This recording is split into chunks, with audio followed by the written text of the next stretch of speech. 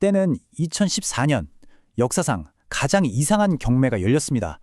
경매에 나온 건 뭐 희귀한 예술품이나 보석 같은 게 아니었어요. 오늘 우리가 파헤칠 이야기는 바로 이 기묘한 경매에서 시작된 한 남자의 세상을 뒤흔든 베팅에 대한 이야기입니다. 미 연방보안국이 주최한 경매였는데요. 경매에 나온 물품 목록을 보고 사람들은 진짜 깜짝 놀랐습니다.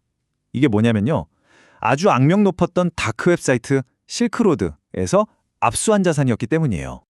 경매에 붙여진 건 다름 아닌 거의 3만 개에 달하는 비트코인이었습니다. 그때만 해도 비트코인에 대한 인식은 정말 최악이었어요. 뭐 해커들의 장난감이다, 범죄자들의 검은 돈이다. 사람들은 이걸 그냥 디지털 쓰레기 취급하면서 거들떠보지도 않았죠. 모두가 외면하던 자산이었습니다. 그런데 말이죠. 모두가 고개를 절레절레 흔들던 바로 그 순간 단 한 사람이 손을 번쩍 들었습니다. 저거 제가 다 사겠습니다. 과연 누구였을까요? 그 주인공은 바로 실리콘밸리에 살아있는 전설, 벤처 투자의 귀재, 팀 드레이퍼였습니다. 모두가 기피하던 그 자산을 그는 심지어 당시 시장 가격보다도 더 비싼 돈, 거의 2천만 달러를 써내면서 하나도 남김없이 싹쓸이해버린 거예요. 이 사람이 어떤 사람이냐면요. 한메일, 스카이프, 심지어 테슬라까지 세상을 바꾼 기업들을 맨 처음 알아본 그야말로 미다스의 손이라고 불리던 사람이었죠. 그의 안목은 이미 전설 그 자체였습니다. 그러니까 다들 의아해했던 거예요. 아니 저런 천재 투자가가 대체 왜 아무도 원치 않는 저 실패한 자산에 저렇게 어마어마한 돈을 쏟아붓는 걸까? 오늘 우리가 파헤쳐볼 핵심 질문이 바로 이겁니다. 그의 이런 미친 것 같은 확신 뒤에는요. 아주 특별한 경험이 하나 숨어 있었습니다. 그리고 그 비밀의 열쇠는 놀랍게도 수년 전 한국에 있었어요. 자, 시간을 좀 거슬러 올라가 보죠. 그가 한국을 방문했던 어느 날의 일입니다. 아직 테슬라나 스페이스X가 지금처럼 세상을 바꾸기 전이었죠. 그는 한국의 그 인터넷 인프라와 뜨거운 열기에 완전 감탄하고 있었어요. 그때 한 사업가가 그에게 다가와서 이런 얘기를 하는 겁니다. 드레이퍼 씨, 제가 이번에 아들에게 아주 특별한 생일 선물을 사줬습니다. 드레이퍼는 뭐 아들 선물이니까 자전거나 컴퓨터 이런 걸 생각했겠죠. 근데 그 사업가의 대답이 상상을 초월했어요. 검을 사줬다는 겁니다. 드레이퍼가 장난감 칼이요? 하고 물으니까 그가 웃으면서 말했어요. 아니요, 온라인 게임 미니지에 나오는 가상의 검이라고요. 그것도 아주 비싼 진짜 돈을 주고 말이죠. 바로 이 순간 드레이퍼의 머릿속에서 뭔가 펑 하고 터진 겁니다. 아니 만질 수도 없는 그냥 데이터 쪼가리인데 사람들이 이걸 사려고 진짜 돈을 쓴다고? 여기서 그는 가치의 본질을 완전히 꿰뚫어보게 된 거예요. 가치라는 건 물리적인 형태가 아니라 희소성, 그리고 우리 모두가 이게 가치 있다고 믿는 마음, 바로 이 두 가지에서 나오는 거구나.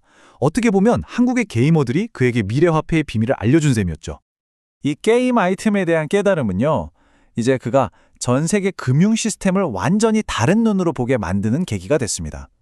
동시에 그는 이 가상세계의 아주 치명적인 약점도 발견했어요. 바로 게임 속의 신, 즉 게임 운영자가 마음만 먹으면 게임 머니를 그냥 막 찍어낼 수 있다는 거였죠. 돈이 흔해지면 어떻게 되나요? 유저들이 피땀 흘려 모은 돈의 가치는 한순간에 그냥 종이 조각이 돼버리는 겁니다. 그리고 바로 이 지점에서 그의 통찰력이 현실 세계로 넘어옵니다. 드레이퍼는 무릎을 탁 친 거죠. 우리가 쓰는 이 달러, 원화 같은 돈이 바로 그 게임머니랑 똑같구나. 중앙은행이라는 게임 마스터가 필요할 때마다 얼마든지 찍어낼 수 있잖아요.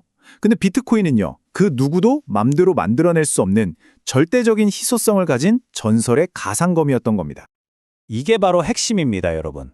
드레이퍼한테 비트코인 투자는 무슨 한탕주의 도박이 아니었던 거예요. 오히려 언제든 가치가 떨어질 수 있는 이 법정 화폐 시스템에서 내 자산을 지키기 위한 가장 확실한 구명보트라고 생각했던 거죠.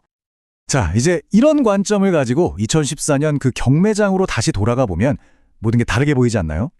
이건 더 이상 어떤 미치광이의 기행이 아니라 미래를 내다본 비전과 현재의 공포가 맞붙는 현장이었던 겁니다. 이게 바로 평범한 대중과 팀 드레이퍼 같은 선구자의 결정적인 차이점이에요. 대부분의 사람들은 눈앞에서 가격이 떨어지면 공포에 질려서 다 던져버리잖아요. 하지만 비전을 가진 사람은 그 가격 너머에 있는 본질적인 가치를 봅니다. 가격 하락은 위기가 아니라 오히려 싸게 살 수 있는 절호의 기회라고 생각하는 거죠. 드레이퍼는 사람들이 공포에 질려 내돈지는 걸 보면서 오히려 속으로 쾌재를 불렀을지도 모릅니다. 왜냐? 역사를 돌이켜보면 언제나 그랬거든요. 혼란 속에서 기회를 포착하는 소수에게 엄청난 부가 돌아갔으니까요. 남들이 비웃을수록 그는 더 확신했던 겁니다.